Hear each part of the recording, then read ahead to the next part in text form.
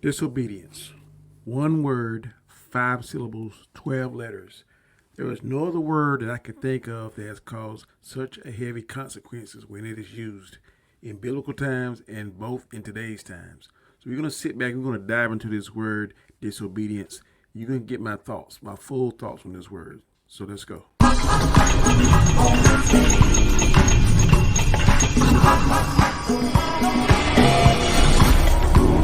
Comic Check Entertainment. Good morning, good morning. It is Friday. Thank God it's Friday. It is August 11th, 7 a.m. And I'm here with this word that you see right here, disobedience. I'm going to go ahead and get into it. The definition of disobedience is failure or refusal to obey rules or someone in authority. I'm going to say that one more time. Definition of disobedience is failure or refusal to obey rules or someone or something in authority. The scripture for disobedience comes from the book of Ephesians, the 5th chapter, the 6th verse, and it says, "Let no one deceive you with empty words, for because of these things the wrath of God comes upon the sons of disobedience." I'm going to say that one more time.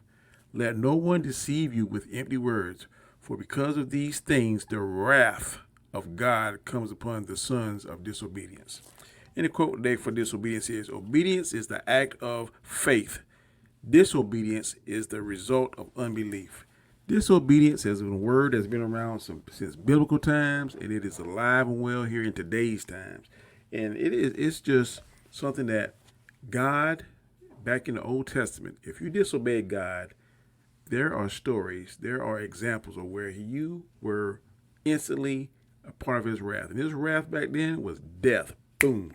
Instantaneously, without second thought. You disobeyed God, you did something wrong, you did not follow his rules, you did not follow it to the letter, you did not follow it to the letter of the law, and it was death. We are so thankful. We should be thankful.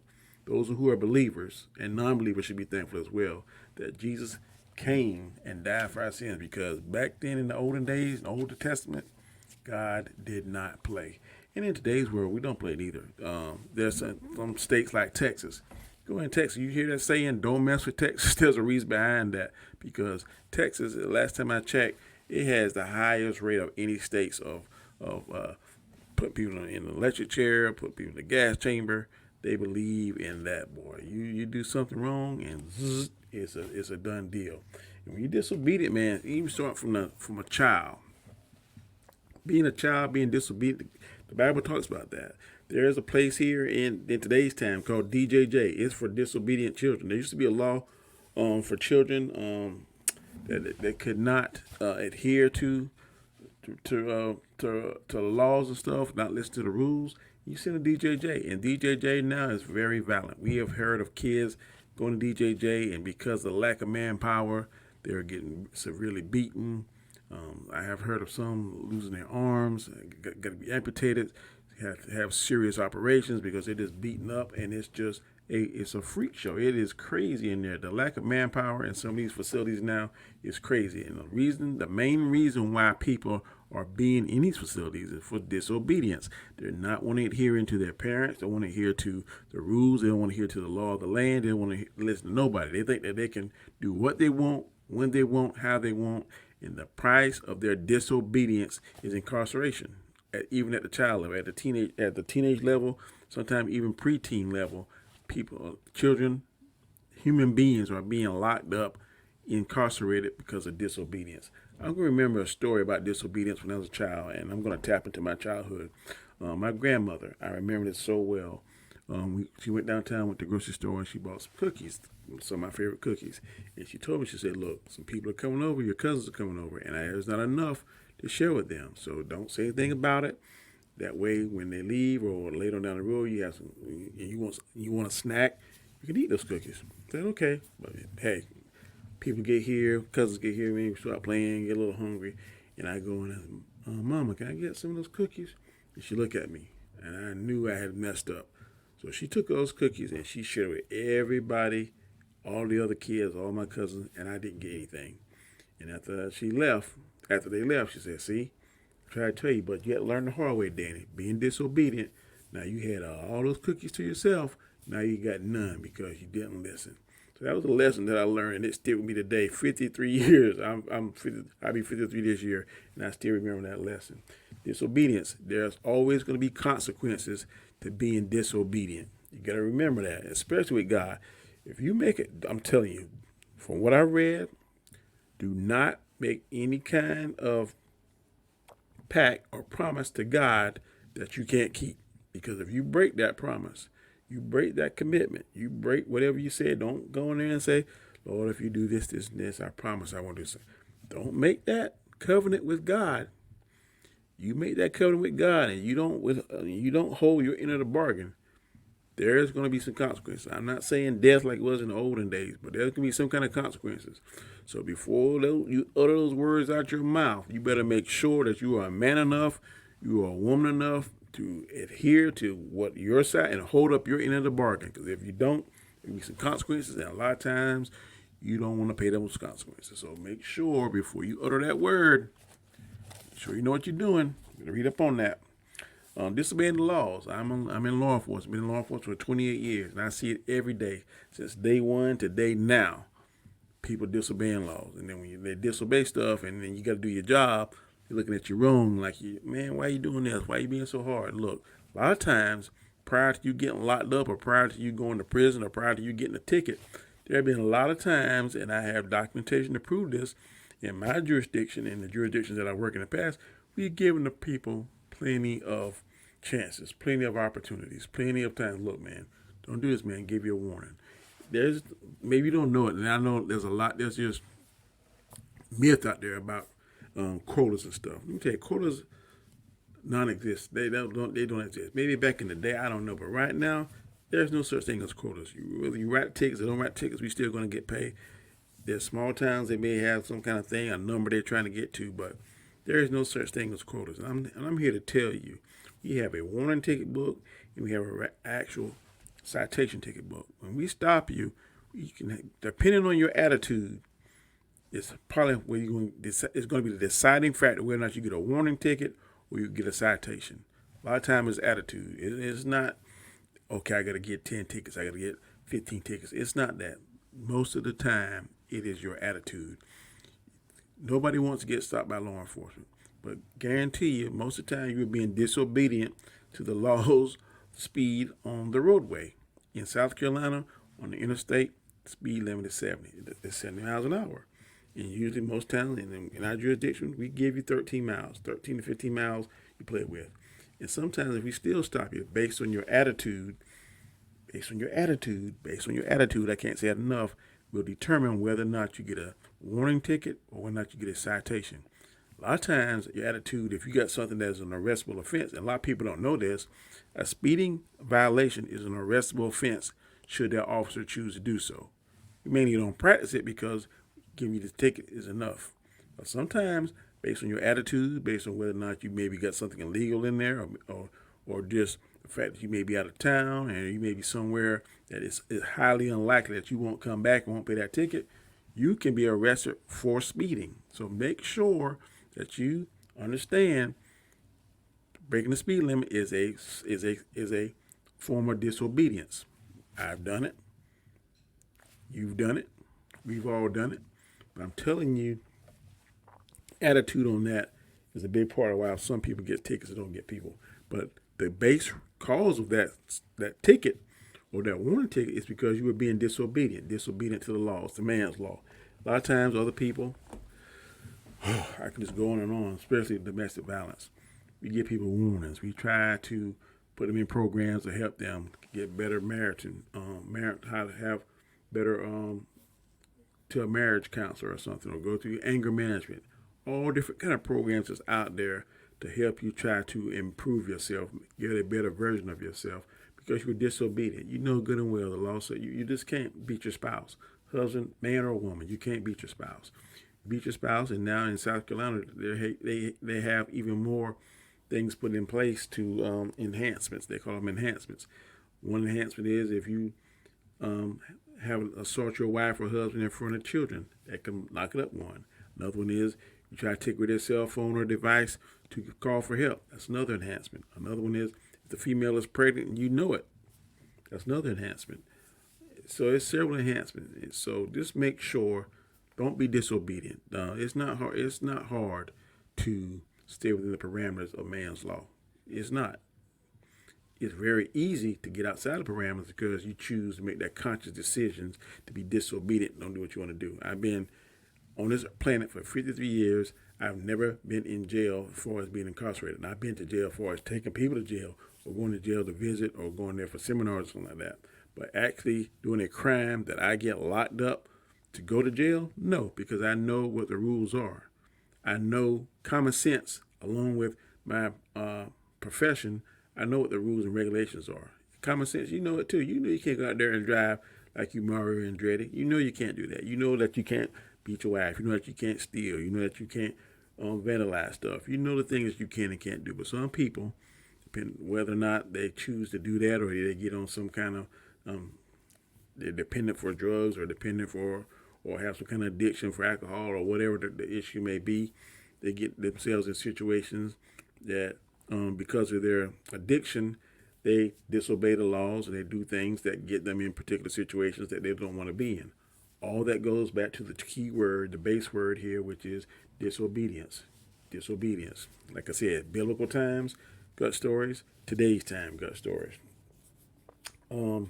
Being disobedient spiritually, that is something that you definitely don't want to do, because I'm telling you, God in like I said, in the Old Testament didn't play. Get one example that comes to mind is Moses. Moses led the people out of Egypt, led the Israelites, was God's right hand man. He spoke with God, he communed with God. God spoke with him. He was a prophet, he was a leader, but he did something that displeased God. He thought that in the desert, him and his brother went there, and God was telling them things they need to do. One thing was they needed water. So instead of just touching the rock like God instructed him to do, he hit the rock and he was angered and mad. And God was displeased with that. And because of God's displeasure with Moses when he did that, because Moses kind of looked like he was doing it, even though the miracle and the power was coming from God and the staff that God gave Moses, Moses kind of was feeling himself right then and there. And when he hit that, struck the rock second time, that was displeasing to God. And for his disobedience, God did not allow him to go into the promised land. He allowed him to see it, but Moses did not set foot into the promised land because he disobeyed God, and that was the consequence that God put on him. He couldn't do it. Severe consequences. Some consequences are less severe than others, but that was pretty severe because Moses did everything God told him to do. Moses saved his people several times.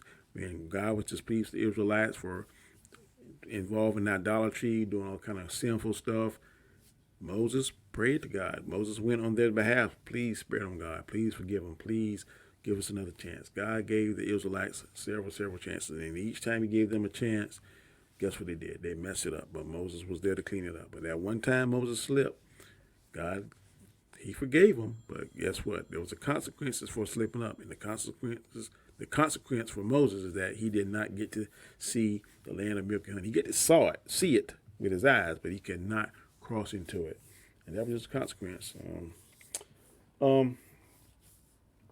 Like I want to say, disobedience requires consequences. Like I said, some are mild and some are harsh, and that was a bit harsh, but hey, God doesn't make mistakes. The world thinks that it can be disobedient to God's laws, and it won't. And it's going to realize that one day that there's going to be consequences. I don't know what the consequences are going to be.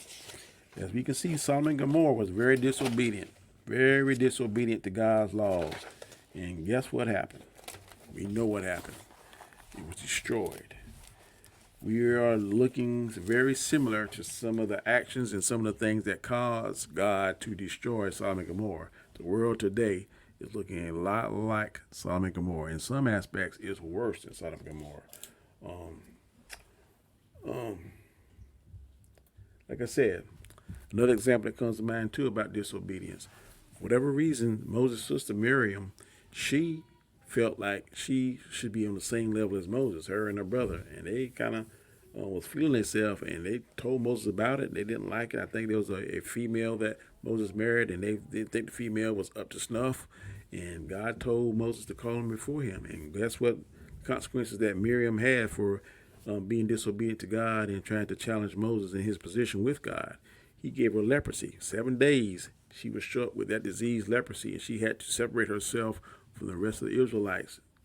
Moses spoke on her behalf, and God healed her. But for 7 days, those were the consequences she felt for getting out of place, for trying to challenge God's will in his position that he put Moses in. There was a consequence. As good as Moses and his sister and his family were favored, but whenever you try to challenge God, God is going to give you consequences. Sometimes the consequences can be mild, sometimes they can be harsh. But for 7 days, she was cast outside of all the Israelites. She had to be by herself, sequestered by herself, quarantined, and Moses spoke on her behalf. Like I said, 7 days later, God healed her. She was able to rejoin, but those are the consequences, and she didn't do that ever again. Adam and Eve, they ate from the tree of knowledge of good and evil. They let the devil fool them. They let Satan fool them. And God said the consequences was they were kicked out of Eden. They were banned from Eden. They could not go there. Adam had to work hard for a living. He had to toil the earth and grow food and work for the sweat of his brow. All that stuff.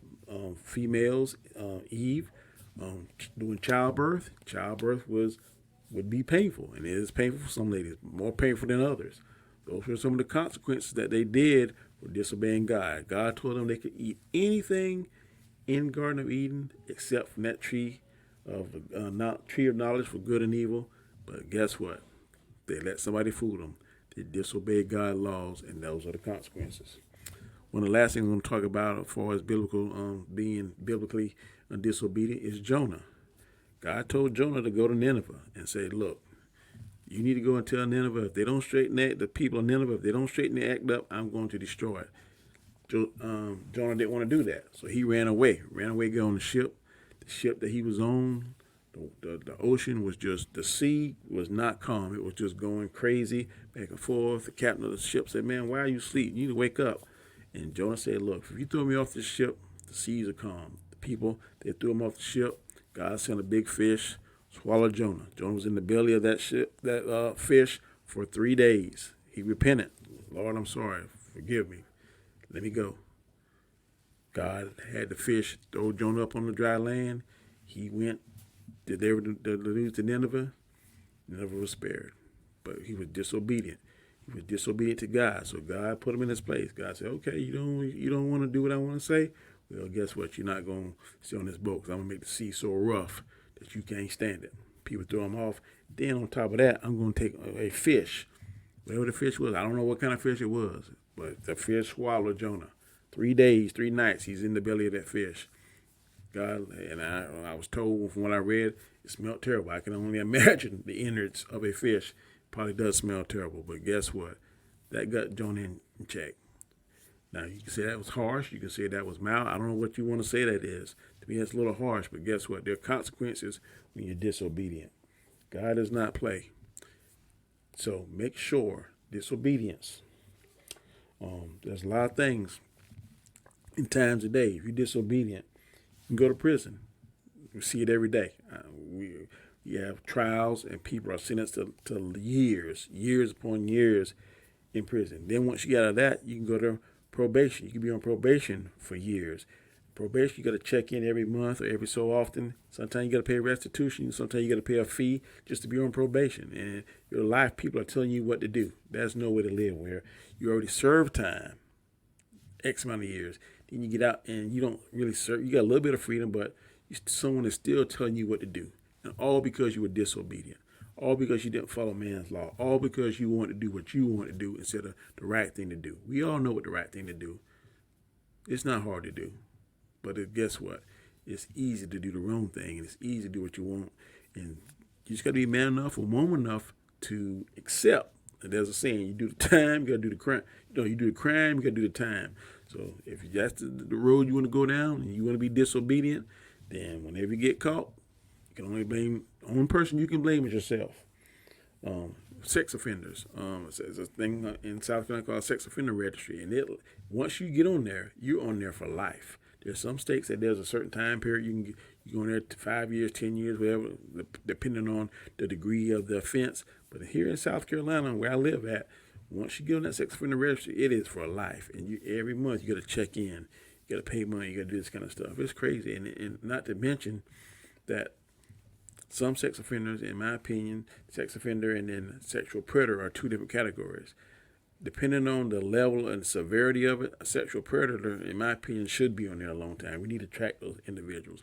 But a sex offender, based on what it can do, because it could be something as minor as urinating in public. If you urinate in public, I don't think you should be on the sex offender list forever. That's just crazy to me. But I don't make the laws. I only enforce them. But at the end of it, like I go back to it, the root of all that is you're being disobedient. Disobedience is going to require a consequence. Whether or not you will be man enough or woman enough to accept that consequence is all on you. And then trying to get jobs, you on the sex offender registry. There's always a perception that once they hear that, those two words, sex offender, sex offender registry, those three words, it's always going to be a perception. There's always going to be something, a stigma, looking at side eye, or I don't want him around my kids, whatever. Like I said, sexual predator, I can agree with that. Sometimes people that get put on the sex offender registry didn't do the heinous crime that those three words seem to project. It's gonna, if you're in law enforcement, you know what I'm talking about.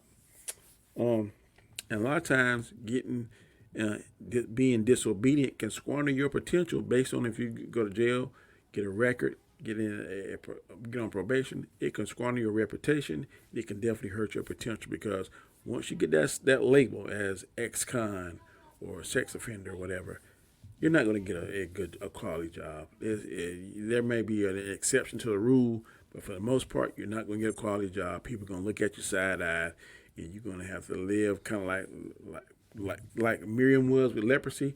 You're leprosy. You just don't have the disease on the physical disease. But once people learn that, then they're gonna stay away from you like you are a leper.